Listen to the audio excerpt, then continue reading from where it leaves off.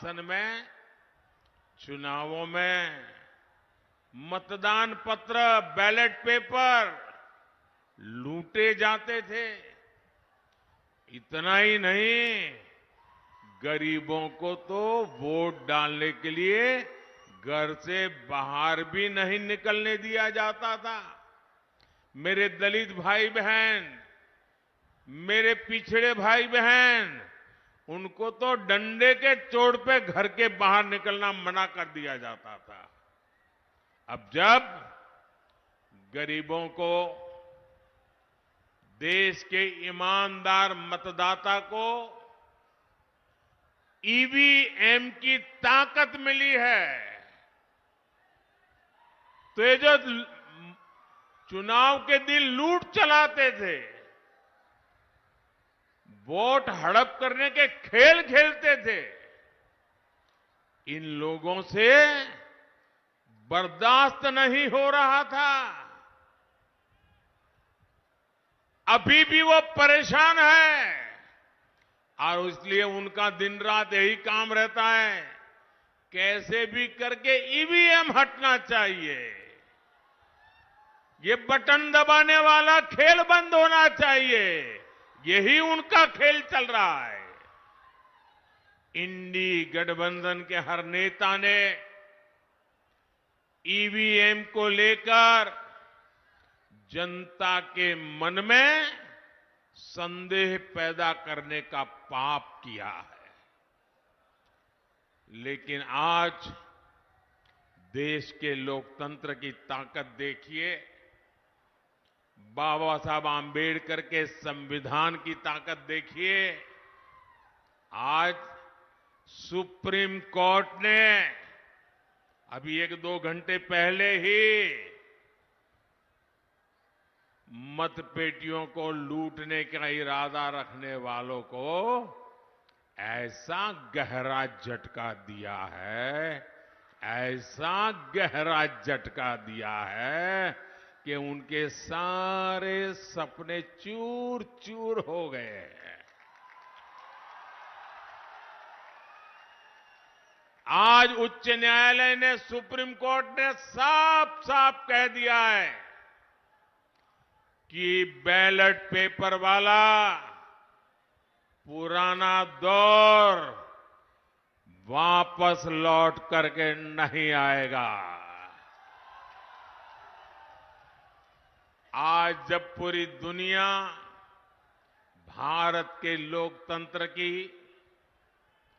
भारत की चुनाव प्रक्रिया की, भारत के चुनावों में टेक्नोलॉजी के उपयोग की वाहवाही करती है, तारीफ करती है, तब ये लोग अपने निजी स्वार्थ के लिए बदनीयत से ईवीएम को बदनाम करने पर लगे पड़े थे। इन्होंने लोकतंत्र के साथ लगातार विश्वासघात करने की कोशिश की है। लेकिन आज इन्हीं लोगों को देश की सर्वोच्च अदालत ने, सुप्रीम कोर्ट ने ऐसा करारा तमाचा मारा है, ऐसा करारा तमाचा मारा है, ये अब मुंह ऊंची करके देख नहीं पाएंगे जी।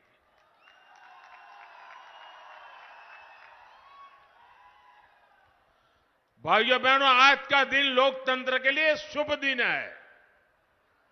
आज का दिन लोकतंत्र के लिए विजय का दिन है। मेरे साथ मैं नारा बुलवाता हूं, बोलिए। मैं कहूंगा लोकतंत्र, आप कहे जिंदाबाद जिंदाबाद। लोकतंत्र, लोकतंत्र, लोकतंत्र। मैं दूसरा नारा बुलाता हूं, बाबा साहब आंबेडकर अमर रहे, अमर रहे। बाबा साहब आंबेडकर, बाबा साहब आंबेडकर, बाबा साहब आंबेडकर।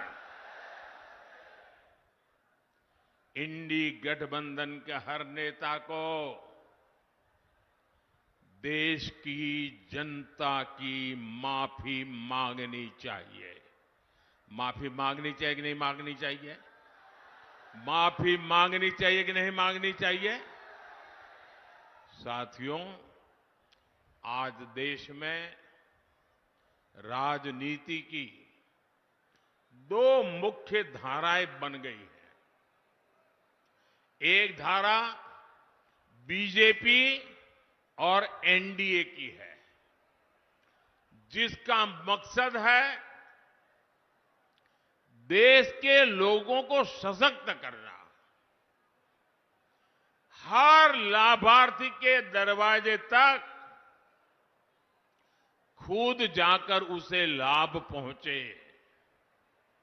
इसके विपरीत एक ऐसी धारा है कांग्रेस और आरजेडी की, इंडी गठबंधन वालों का मकसद है देश के लोगों से छीनना, उन्हें तरसा कर रखना और खुद की तिजोरी भरना।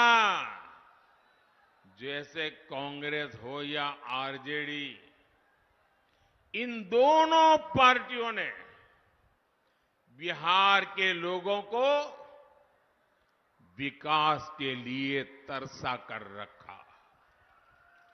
इन दोनों पार्टियों ने मिलकर बिहार के करोड़ों लोगों को दाने दाने का मोहताज बना दिया था। किसी के पास खेत खलिहान है तो नौकरी के बदले उसकी जमीन छीन लो, किसी पास नौकरी है तो तनख्वाह छीन लो, किसी के पास गाड़ी है तो गाड़ी छीन लो, कोई थोड़ा भी सामर्थ्यवान है तो उसका अपहरण करवा लो।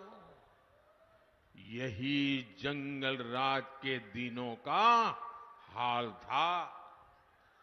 यही आरजेडी और कांग्रेस के शासन का तरीका था। नीतीश जी ने और बीजेपी के लोगों ने और एनडीए के सब साथियों ने बड़ी मेहनत करके बिहार को उस जंगल राज से बाहर निकाला है।